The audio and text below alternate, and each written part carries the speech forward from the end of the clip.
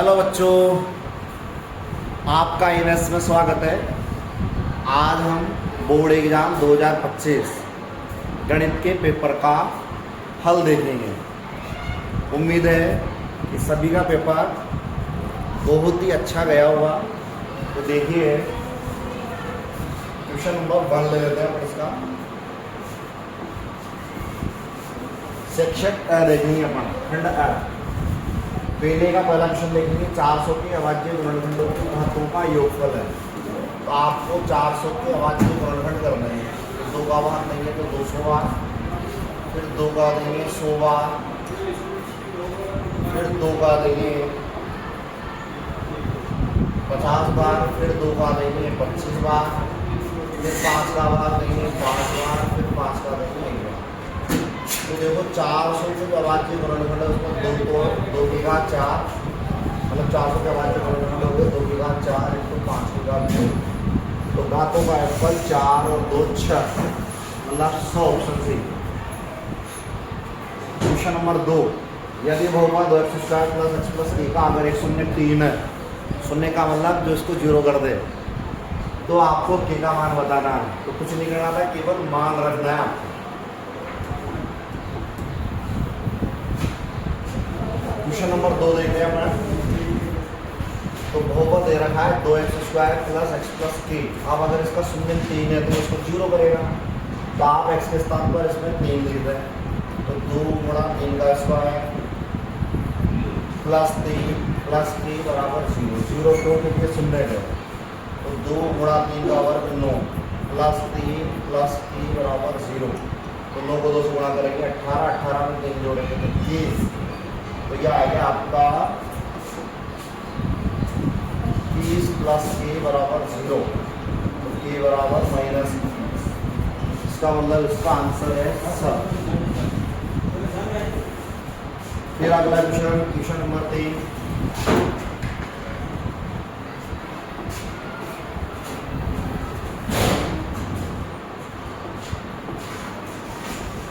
दो अंकों की संख्या में एकांक x है और बाह्यकांक y है, तो संख्या क्या होगी? तो 2 अंकों की संख्या एकांक जो भी है वो ऐसे कैसे? फिर बाह्यकांकों, एक बाह्यकांक मतलब 10, तो बाह्यकांक है y, तो वो संख्या जाएगी 10y। तो 2 अंकों की संख्या x + 10y, इसका मतलब ऑप्शन सही। फिर क्वेश्चन नंबर 4 देखेंगे। ये कराया भी त्रिभुज ABC जो है वो समरूप है DEF के।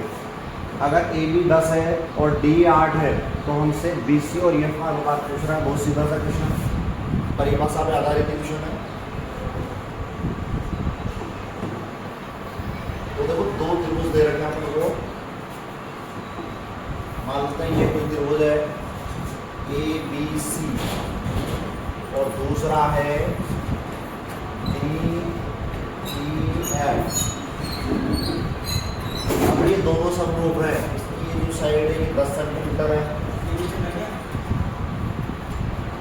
इसकी डी जो साइड है ये 8 सेंटीमीटर है। हमसे इसका और इसका, इन दोनों का अनुपात पूछ रहा है। अब ध्यान दें, दोनों त्रिभुज समरूप है। तो समरूप है तो इसका मतलब इनकी संगत भुजाओं का जो अनुपात है वो हमेशा समरूप होगा, बराबर होगा, मतलब समानुपाती होती है। अगर दोनों त्रिभुज समरूप हैं तो उनकी संगत भुजाओं का जो अनुपात है वो समान होगा। इसका मतलब ये हुआ कि AB और D का जो अनुपात है वो BC और ED, BC और ये EF है, EF के अनुपात के बराबर हुआ।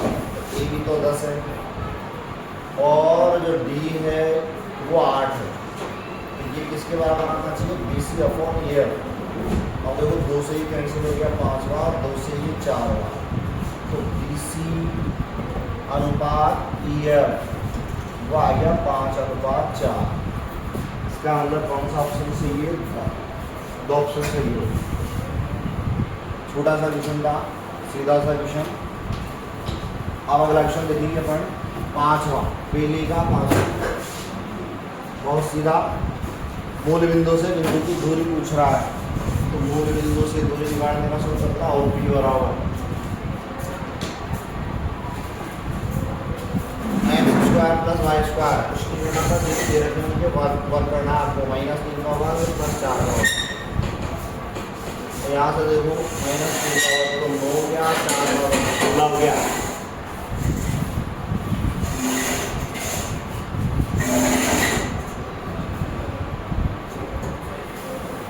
और 9 25, 25 का वर्गमूल निकालेंगे 5, तो इसकी दूरी आ गई 5 मात्र।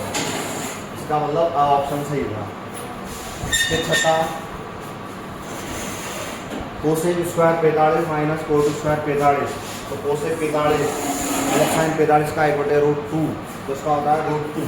छठा क्वेश्चन देख रहे हैं हम, तो √2 का स्क्वायर माइनस कोट 45 का मतलब 1, इसका स्क्वायर, √2 का वर्ग 2 हो गया, 1 का वर्ग 1, 2 में से 1, इसका मतलब 1, मतलब ऑप्शन सही। और क्वेश्चन नंबर 7, एक ऊर्ध्वाधर खंभे की जो ऊंचाई है वो खंभे की ऊंचाई के बराबर है, मतलब उसकी हाइट और जो ऊंचाई है वो दोनों ही बराबर हैं। तो हमसे सूर्य का पूछ रहा था, तो बहुत इंपॉर्टेंट क्वेश्चन था ये पहले भी, तो उसमें 45 आएगा भाई, दोनों ही बराबर हैं।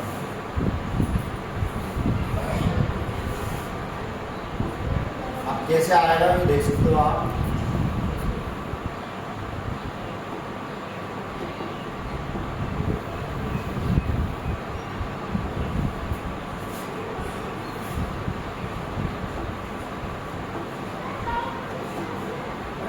जैसे यहाँ को देखो ABC, ये आपका क्वेश्चन मतलब मतलब ये मान लेते हैं एक ही खंभा है और ये इसकी परछाई है, मतलब छाया। अब उसने कहा ये जितनी उतनी ये है, तो आप इस त्रिभुज में आ जाओ। अच्छा, सूर्य का मुझे कौन पूछा था, मान लीजिए मेरा नाम थीटा, तो हमें थीटा की दूरी बतानी है। हमें रिलेशन दे रखा है, रिलेशन ये है कि AB बराबर है BC। तो आप क्या करें, इस त्रिभुज के अंदर त्रिभुज ABC में AB/BC लगाते हैं, तो AB/BC का मतलब है लंब बटे आधा, तो लंब बटे आधा का मतलब टेन और थीटा, तो AB और BC दोनों ही बराबर है, तो AB/BC में भी बराबर टेन थीटा, AB से भी कैंसिल हो गया एक बार, तो टेन थीटा बराबर 1। अब आपको देखना है टेन में टेन कितने डिग्री का मान 1 होता है, तो आप देख सकते हो टेन 45, तो थीटा की डिग्री आ गई 45 डिग्री, मतलब जब सूर्य का नियम 45 होगा तब ऐसा होगा। फिर अगला क्वेश्चन देखते हैं अपन 8वां, एक बिंदु P से एक बात पर स्पर्श रेखा की लंबाई को 24 है।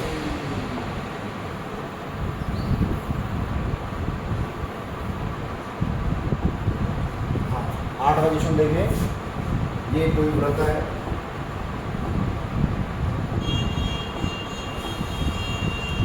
यह आपका सर्किल है, इसका केंद्र O है, ये मान लेते हैं स्पर्श रेखा है, तो स्पर्श रेखा की लंबाई तो 24 है। मान लेते हैं ये बिंदु है P, एक बिंदु P से बात की स्पर्श रेखा, तो ये P, स्पर्श रेखा की लंबाई 24 और P की केंद्र से दूरी मतलब P यहाँ है, यहाँ We are closed for the day. Hope you have enjoyed learning. Bye bye. PQ स्पर्श रेखा की जो लंबाई है वो 25 है, ये इसकी त्रिज्या है। अब हम जानते हैं कि त्रिज्या स्पर्श रेखा पर लंबवत होती है, इसका मतलब ये एक समकोण त्रिभुज है, तो आप इसमें 45 में लगाते हैं, तो 45 में लगाओगे कारण 45 में लगाओगे तो OP का स्क्वायर बराबर PQ का स्क्वायर प्लस OP का स्क्वायर, ये R मान लेते हैं। OP 25 है, तो 25 का वर्ग करोगे 625, PQ 24 है, 24 का वर्ग करोगे 576, PQ का R माना है तो R स्क्वायर, इधर ट्रांसफर कर दो, 625 माइनस 576 बराबर R स्क्वायर, तो R स्क्वायर बराबर 49, तो R बराबर आएगा 7। वर्गमूल ले लो दोनों दोस्तों को, मतलब पहला ऑप्शन सही है। फिर क्वेश्चन नंबर 9 देखो, एक बात की त्रिज्या 7 सेमी है, तो उस बात के एक चतुर्थांश का क्षेत्रफल, त्रिज्या दे रखी सीधा सा क्वेश्चन था, यहीं से देख लो। 9वां क्वेश्चन आर का मतलब त्रिज्या 7 है। तो चतुर्थांश का क्षेत्रफल होता है 1/4 पाई आर स्क्वायर। तो 1/4 का आपका ऐसे कैसे, पाई का मतलब 22/7, आर 7 है, 7 × 7, 2 से ही कैंसिल हो, वो 7 से 7 कैंसिल, 2 से इसको कैंसिल कर देते हैं। तो 2 से तो ये 2 बार और 2 से 11 बार, 11 7 70, 70/2 भाग में 2 38। तो 38 सेमी स्क्वायर मतलब पहला ऑप्शन सही था। उस वर्ग के चतुर्थांश का क्षेत्रफल आएगा। अब अगला क्वेश्चन देखते हैं 10वां क्वेश्चन नंबर 10। ये एक शंकु की त्रिज्या, मतलब क्वेश्चन नंबर 10 में हमें आर बराबर दे रखा है 14 सेमी। तिर्य की ऊंचाई मतलब एल वो 10 सेंटीमीटर है। तो हमें शंकु का वक्र पृष्ठीय, शंकु का जो वक्र पृष्ठीय है वो होता है पाई आर एल। तो पाई का मतलब तो 22/7, आर 14 है इसमें, एल 10 है। 7 से ही कट गया 2 बार, 2 को 22 से गुना करोगे 44, 44 गुना करोगे मतलब 440 आ जाएगा। मतलब 100 ऑप्शन सही था। फिर क्वेश्चन नंबर 11, उसमें करा है निम्नलिखित में से कौन सी संख्या किसी घटना की प्रायिकता नहीं हो सकती। तो प्रायिकता का जो उत्तर हो ऐसा होता है, प्रायिकता का उत्तर हमेशा ऐसा आता है, मतलब प्रायिकता का उत्तर 0 या फिर 0 से बड़ा होगा किंतु एक एक से कम ही होगा। तो देखो 2/3 का मतलब ये भी 1 से कम है, 3/2 तो ये 1 से ज़्यादा 1.5 है, ये भी 1 से कम है, ये भी 1 से कम है। इसका मतलब ब ऑप्शन सही था। ऑप्शन ब निम्नलिखित में से कौन सी संख्या किसी घटना की प्रायिकता नहीं हो सकती। फिर कराए कि यदि 2 परिमेय संख्याओं के लिए कोई रेशनल नंबर है तो उनके लिए एचसीएफ एलसीएम बराबर है, तो संख्याएं कैसी होनी चाहिए। एचसीएफ मतलब एलसीएफ और जो एचसीएफ है वो हमें बराबर दे रखा है। अब मान लो जैसे पहली संख्या ए, भाई हम जानते हैं एचसीएफ × एलसीएम बराबर ए × बी होता है। तो इधर हमारा एचसीएफ एलसीएम तो बराबर है। तो मान लो कोई भी 2 संख्या है, जैसे मान लो एक संख्या 2 है, दूसरी भी मैं 2 ही ले लूँगा।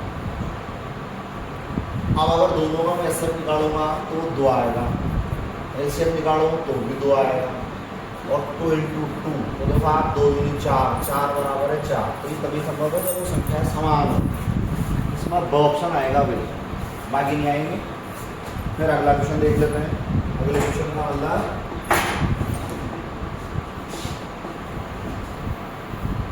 Question number 13। यदि एक द्विघात बहुपद के शून्यकों का योग तो 5 है और शून्यकों का गुणनफल 6 है, तो द्विघात बहुपद, तो द्विघात बहुपद होता है x² माइनस शून्यकों का योग, तो शून्यकों का योग 5 है इंटू x प्लस शून्यकों का गुणनफल 6। तो द्विघात बहुपद हो गया x² माइनस 5x प्लस 6, मतलब द ऑप्शन सी।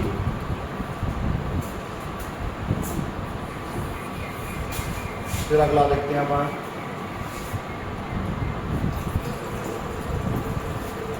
ये करा कि k के किस मान के लिए समीकरण युग्म x + y - 4 = 0, 2x + ky - 3 = 0 का कोई भी हल नहीं है। तो कोई भी हल कब नहीं होता था जब a1/a2 बराबर है b1/b2 और ये बराबर नहीं है c1/c। मान लो a1 का मतलब x का गुणांक 1 है, a2 दूसरे समीकरण x का गुणांक 2 है, b1 मतलब दूसरे समीकरण y का गुणांक 1 है, तो उधर y का गुणांक k है। दोनों को हल कर लो, k बराबर 2, तो k बराबर 2 मतलब ऑप्शन सही था। फिर ये 15वां क्वेश्चन वो कराए कि दिए गए चित्र में भी बराबर 2 है, कोण 50 है, AC 4 है, D 3 है, कोण भी 50 है, DF 6 है, या BC 3 है, ये दे रखी है, ये हमसे पूछी गई है। तो ये देखो अगर इन दोनों त्रिभुजों को समरूप बता दो आप, तो अगर आप इनमें समरूपता लगाओगे S समरूपता, तो देखो AB अपॉन DE, तो उसका अनुपात आ रहा है 2/3। कोण A बराबर कोण D बराबर 50 और AC अपॉन DF लगाओगे तो 4/6 मतलब 2/3, इसका मतलब कि दोनों त्रिभुज समरूप है। अब अगर त्रिभुज समरूप है तो फिर इनकी संकल्पनाओं का अनुपात समान होना चाहिए। तो इसका ही मतलब हुआ कि जो BC है, BC और EF इसका जो अनुपात है कोई सी भी साइड ले लो, AB/D के बराबर ले लो, किसी के भी बराबर ले लो, अनुपात बराबर होना चाहिए। तो BC तो 3 है, EF हमें पता करनी है, AB 2 है, DE वो 3 है, वज्रगुणन कर लो, 3 3 9, 2 का भाग दे दो, 3 को 3 से बढ़ा देंगे 9, इधर आएगा 2 × EF, 2 का भाग दे दो तो EF आ जाएगी 4.5 और सीधा सॉल्यूशन 4.5 का मतलब आ। फिर अगला देखते हैं किताब है शुरू में sin 2a बराबर है 2 sin a, तो ये तो तभी संभव है जब a बराबर हो 0 डिग्री, तो डायरेक्ट हमें से पूछा तो 0 डिग्री होना चाहिए। यदि cos a बराबर 12/13 हो, cos a बराबर 12/13 हो तो sin a का मान मतलब cos a 12/13 दे रखा है। अब cos a बराबर अगर आप लाल रेखा से देखोगे तो आधार बटे कर्ण होता है और sin a बराबर लंब बटे कर्ण होता है। तो देखो कर्ण को 13 है, sin तो 13 है, लंब कितना आएगा 12 दे रखा, 5 दे रखा, पैदा हो तो निकाल दो तो वो 5 आ जाएगा। तो ये आ गया 5/13। या फिर सूत्र की सहायता से ले लेना, sin a बराबर आप ऐसा निकाल दो तो √1 - cos स्क्वायर तो मान रख के निकाल देना। फिर अगला है 1 घड़ी की मिनट की सुई द्वारा 5 मिनट में केंद्र पर अंकित कोण 5 मिनट में, अब 1 मिनट में 6 डिग्री का बनाती है तो 5 मिनट में 3 डिग्री का, मतलब ब ऑप्शन सही है। ये विषय में मैंने ऊपर आ रखा है। अगला देखते हैं अब दूसरा, निम्नलिखित प्रश्नों में 1 से 6 में रिक्त स्थान की पूर्ति करते हुए उत्तर पुस्तिका में केवल लिखना है। ये करा हुआ ये संख्याएं समांतर श्रेणी में, तो संख्याएं समांतर श्रेणी में कब होती है, कोई भी 3 संख्याएं जैसे ABC ये AP में कब होती है जब बीच की संख्या का दुगुना मतलब 2B वो इन दोनों के योग के बराबर हो। तो ऐसा यहाँ देख लो 2 × 8 इसके बराबर होना चाहिए, 18 + 10 28 हो जाएगा, 2 का भाग दे दो A बराबर 14 आ जाएगा। बिंदु मध्य बिंदु के निर्देशांक पूछ रहा है, तो मध्य बिंदु के निर्देशांक को x1 + x2 बटे 2 फिर y1 + y2 बटे 2, इस पर लगा दो तो देखो 7 में 3 जोड़ोगे 10 बटे 2, 9 में से 3 9 + -3 बटे 2, यह आ जाएगा 5, 9 में से 3 गया 6 का आधा 3 5,3, इसके निर्देशांक आ गए 5,3। अब इसका मान पूछ रहा है आपसे,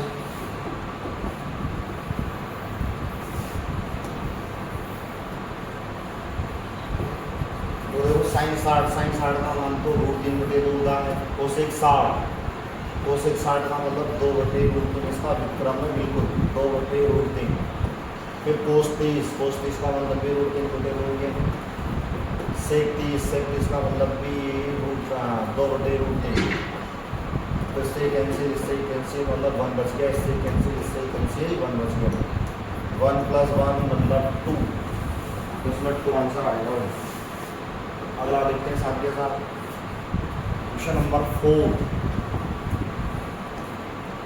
ये करा है ठोस अर्धगोले का व्यास 14 है, इसका मतलब r कितने भाई 14/2 को मतलब 7, तो इसका संपूर्ण पृष्ठीय अर्धगोले का संपूर्ण पृष्ठीय होता है 2πr², तो 2 × पाई का मतलब 22/7, r कितनी है 7, तो 7 × 7, इस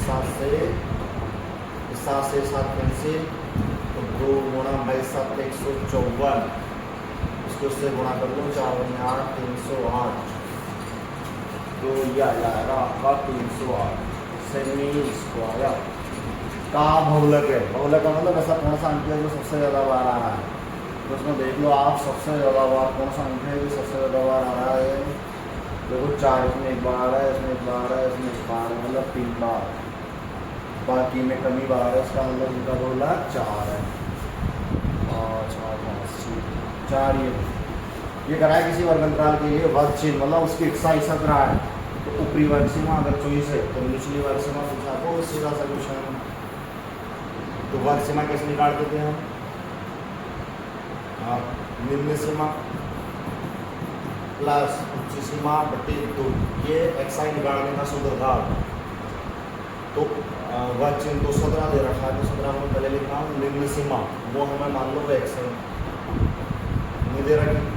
ऊपरी सीमा 24 है फिर बटे में 2 से इधर तो ये 34 में आएगा x प्लस 24 का ट्रांसफर कर दो x बराबर 10 आएगा। तो निचली सीमा 10।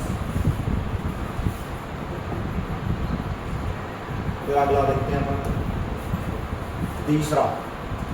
यदि वृत्त की त्रिज्या 14 हो चाप की लंबाई 22 हो तो उस चाप द्वारा केंद्र पर अंकित कोण। तो देखो हमें एक तो आर का बताया भाई इसकी आर 14 है चाप की लंबाई मतलब एल वो 22 है। तो उस चाप द्वारा केंद्र का अंकित कोण चाप की लंबाई निकालने का सूत्र था 2πr × थीटा बटा 360। ये चाप की लंबाई का सूत्र है। चाप की लंबाई में 22 दे देंगे हल कर लो बस। तो देखो 2 × पाई का मतलब 22/7 आर मतलब 14 थीटा पता करना है बटे 360 बराबर 22। देखो इस 22 से पहले 22 का था 7 से 2 बार 2 दूनी 4 4 से 90 बार इसका मतलब थीटा का मान 90 है किसी गुणा कर लेना। तो पहले में 90 डिग्री आएगा लिखना हल करना उधर करना है। यदि एक घन का संपूर्ण पृष्ठीय क्षेत्रफल इधर देख लेते हैं का संपूर्ण मतलब 6 × भुजा का स्क्वायर वो हमें दे रखा है 864। तो 6 का भाग दे दो उधर। तो भुजा का स्क्वायर बराबर 6 का भाग दोगे तो देखो 6 × 6 624 624। तो भुजा आ गई इसकी 12 सेंटीमीटर। तो इसके एक फलक का पृष्ठीय क्षेत्रफल ज्ञात कीजिए घन में ठीक है। और इसके एक फलक का पृष्ठीय क्षेत्रफल मतलब वर्ग का क्षेत्रफल निकालना है। तो वर्ग का क्षेत्रफल क्या होता है? वर्ग का क्षेत्रफल तो वो होता है भुजा का स्क्वायर। तो फाइनली यही है गया भुजा का स्क्वायर का मतलब 12 का स्क्वायर मतलब 144। तो इसमें 144 हो गया। अगला क्वेश्चन देखो तीसरा। निम्न बारंबारता बंटन का माध्यक ज्ञात कीजिए। माध्यक पता करना है। एक भी माध्यक का सीधा सा सवाल है। हमें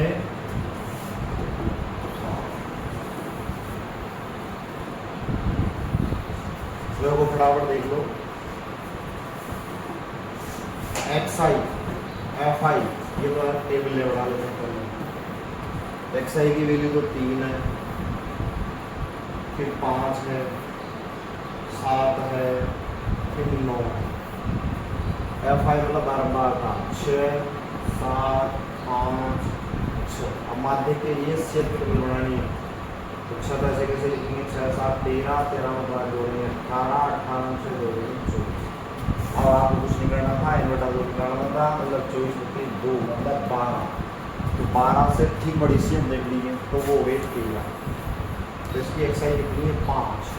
तो इसका जो माध्यक है वो 5 आ गया। छोटा सा क्वेश्चन था। फिर अगला देखते हैं।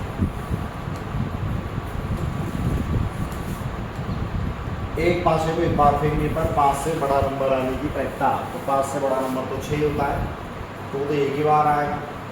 कुल परिणाम 6 होंगे 1/6 प्रयत्ता होंगे। तो बहुत छोटा सा क्वेश्चन।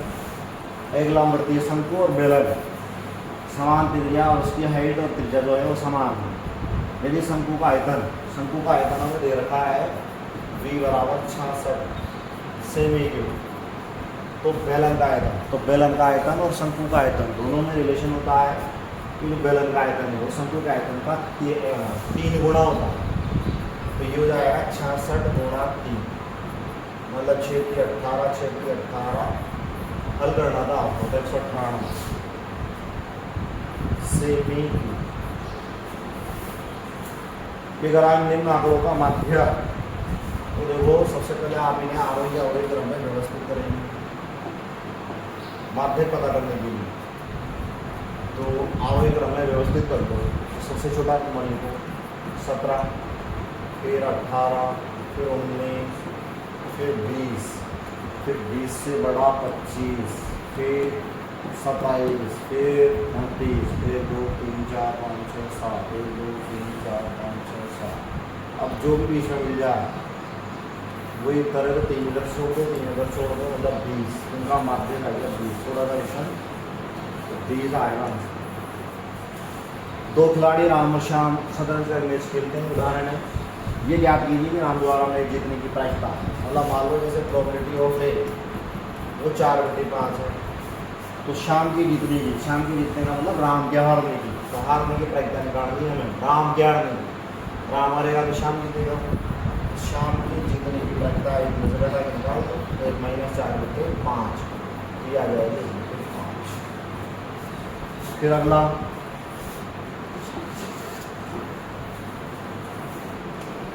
दो घनों जिनमें से प्रत्येक की भुजा 2 सेमी है। 2 घन है,